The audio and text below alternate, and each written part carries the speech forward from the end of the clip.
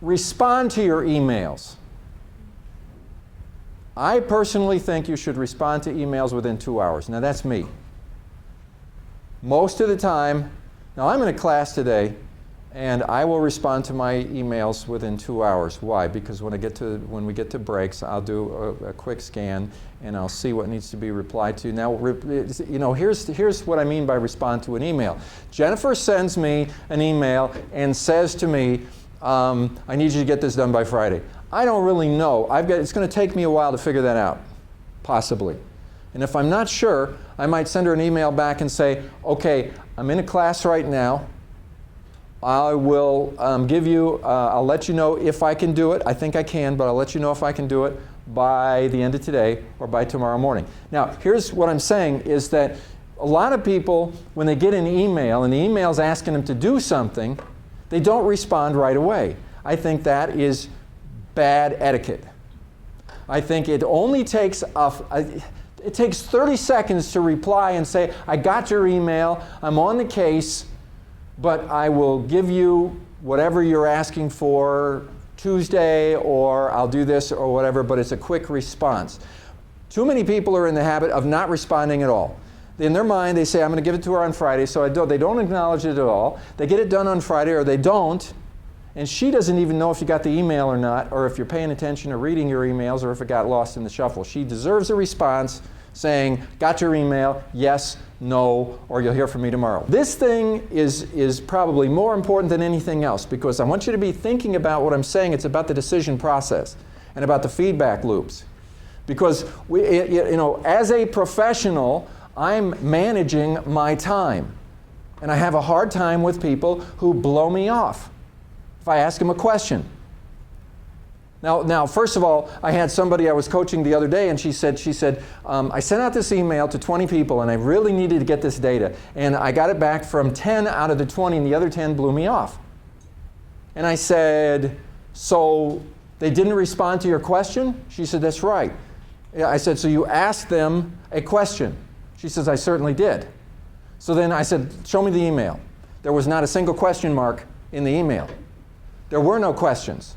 What she said was, I need this information from you by such and such a date, blah, blah, blah, blah, blah. I said, well, no wonder you didn't get a response. You didn't ask a question. Because the right question would have been, if you see, the deadline is tomorrow. She got feedback back from 10 out of the 20 people, and she's not sure whether she's going to get everything tomorrow. I said, well, what you should have done is respond to me right away. I need to know whether or not you will be able to make the deadline of March 13th. Now then, let's see who responds to that. And by the way, don't put it in the middle of a big long email that's buried.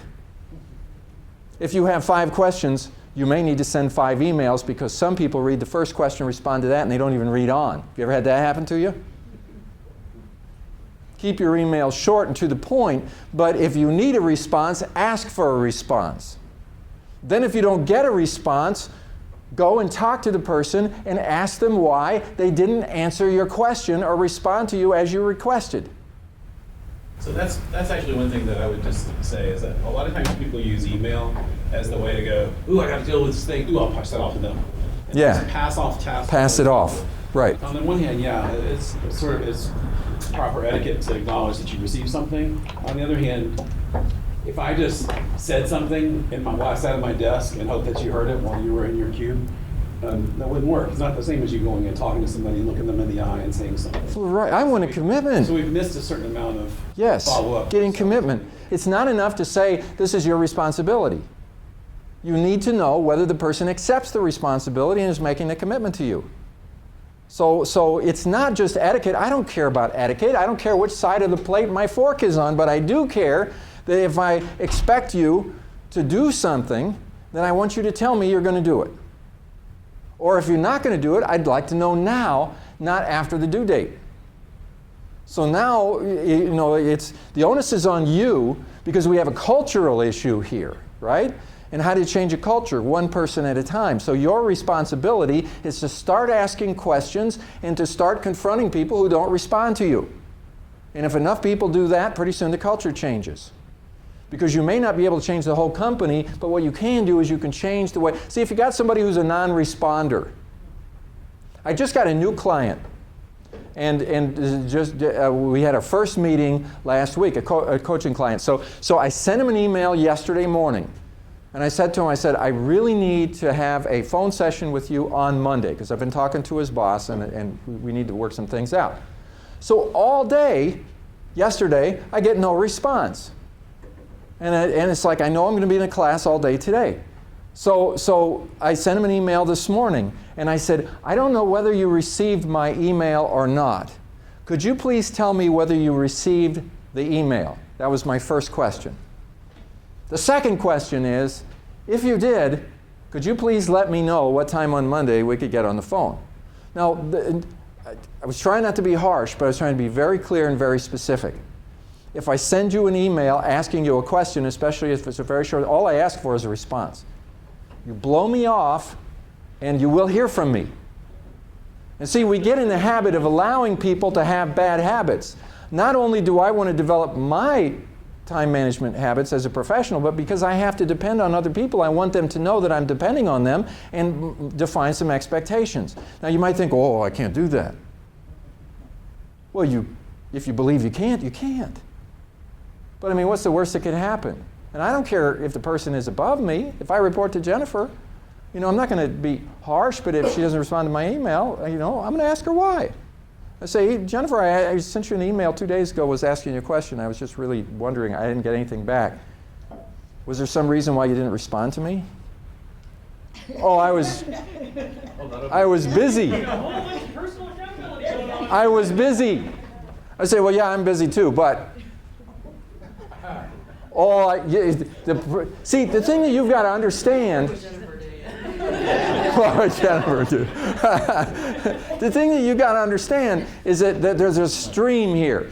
I was in the service back a long time ago. I was stationed in Korea, and was actually living out in this village, and it was very primitive, and they used to wash their clothes in a stream. So they would take all their laundry and all the soap suds and everything, and I'm watching this, and there's like 30 women all in this little river, all washing their clothes, and all these soap suds are going on. I'm wondering, who's downstream? Where's all that soap going? And so what happens is there's a stream that we deal with at work. See, sometimes you're downstream from somebody else, and because they don't respond to you, you can't start on something until they respond to you. So now we have a deadline, and we're trying to keep the deadline, but what happens is you're trying to get the jump on it, and if they would respond to you, you could do it, but you have to wait for the response, which is now crunch, crunch, crunch, crunch. And so it becomes really important that the people who are upstream from you, that you talk to them about their response time. Because if indeed an email might take 10 seconds, or in some cases 20 or 30 seconds, how much time could it save you if they would take that 10 seconds just to give you the acknowledgement that you need so that you can keep on working, or maybe there's a decision you're asking for that would determine whether you go this way or whether you go this way, and you're sitting at the crossroads waiting. Meanwhile, you got so many things on your plate, you go, oh, well, never mind, I'll work on this instead.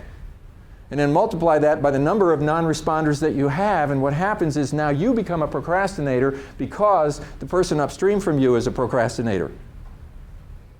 And it just doesn't make any sense. So it doesn't matter where you are in the organization, you can at least make some attempts to try to work on increasing your professionalism and helping the people who need to respond to you to do the same thing. If you do it right and in the right spirit, they will appreciate the reminder. Right, Jennifer? Absolutely. Yeah. They're not going to say, who are you to tell me that I'm not responding to you in enough time?